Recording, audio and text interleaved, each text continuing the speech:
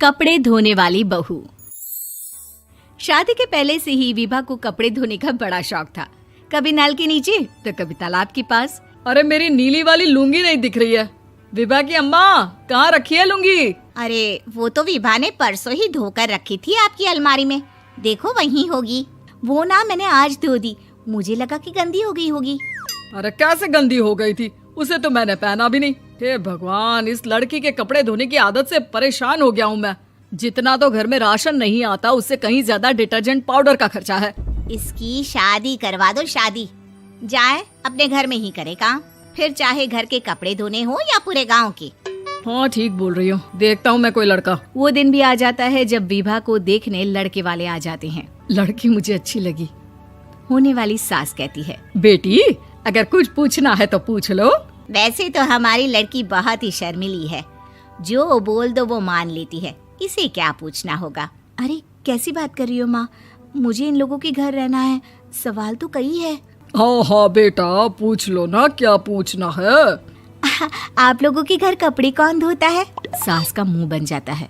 देखो, अगर तुम ये कहना चाहती हो कि तुम्हें कपड़े धोने नहीं आते तो सुन लो, कपड़े मैं ही धोती हूँ, लेकिन तुम्हारे आ जाने के बाद मैं रुमाल तक नहीं धोऊंगी। अरे चुप रहना भाग्यवान, बहू बेचारी घर आई नहीं, उसे डराना शुरू कर दिया।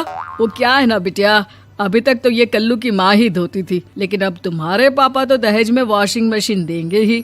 तभी विभा की माँ बोल पड़ती है, सवाल भी पूछा तो क्या। वैसे भाई साहब, मशीन की तो फिर भी कपड़े धोने की कैपेसिटी होती है। मतलब जो बिटिया दे रहे हैं ना विभा, इसे कपड़े धोने का बहुत शौक है। ये आप लोगों के क्या, आस पड़ोस गांव मोहल्ले सबके कपड़े धो दे और उफ तक ना करे।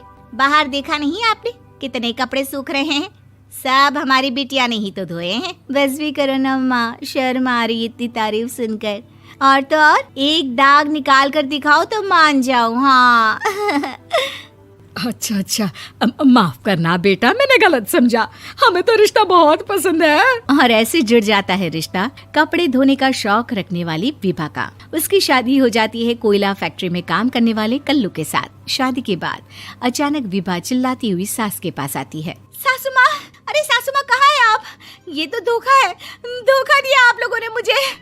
इसे ससुर के चक्कर के बारे में पता चल गया। अरे तो उसमें तुझे क्यों धोखा मिला है? अरे नल में पानी नहीं आता, कपड़े कैसे कब धुलेंगे? अच्छा, तू पानी नहीं आ रहा उसकी बात कर रही है। तो आपने क्या सोचा? कुछ नहीं। अच्छा, तेरी माँ ने कहा था कि कपड़े धोने का शौक है तुझे, याद आया मुझे। शौक बोलकर कपड़े धोने वाले मेरे जुनून को कम ना आके सासू माँ, कपड़ा धोना मेरा गुरूर है। तभी पति भी वहाँ आ जाता है। अभी मैंने इसे सनी देओल की फिल्म दिखाई है, उसी के डायलॉग मार रही है माँ। अच्छा सुन, साफ बता रही हूँ, पानी सुबह 4 से 6 और शाम को 10 से 12 आता है, समझी?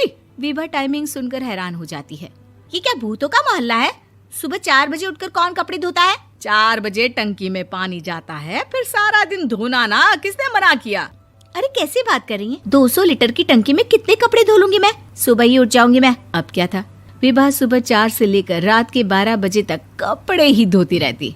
एक रोज सास पड़ोस से निकलकर कहीं जा रही होती है कि साथ वाली कहती है, हाँ कल्लू की माँ, जरा ये बताओ कि 2 साड़ी है, 2 ब्लाउज और एक पेटीकोट और एक नाड़े वाला लंबा कच्छा। हाँ तो? अरे तो क्या, कितना लोगी धुलाई ये बताओ। धोबन दिख रहे हैं हम क्या? हमारे पति सरकारी नौकरी से अभी रिटायर हुए हैं और बेटा सुपरवाइजर है कोयला फैक्ट्री में। धोबन समझ रखा है हमें। हाय रे कल्लू की अम्मा, माफ कर दो, वो तो मोहल्ले में यही सब बता रहे थे कि तुमने बहू को कपड़ा धुलवाने के काम में लगा दिया है। सास को पड़ोसन की बात सुनकर गुस्सा आ जाता है। वो घर पहुंचती है जहां घर के बाहर ही इतने सारे कपड़े सूख रहे होते हैं जितने कि किसी धोबन के घर पर। अरे ओ कल्लू की दुल्हन, बाहर निकल।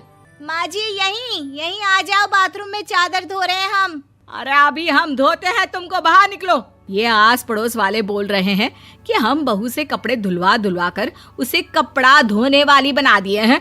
अरे छोड़ो ना माँ जी, किन लोगों की बातों में आती हो? आस पास के लोगों का तो काम ही होता है कि वो किसी तरह सास बहू को लड़ा दे। बहू सारे घर के कपड़े धोती है, ये क्या कम है? बोलिए। सास को भी लग जाता है कि वो बहू का ये सनकीपन नहीं छुड़वा सकती, इससे अच्छा है कि खुद ही चुप हो जाए।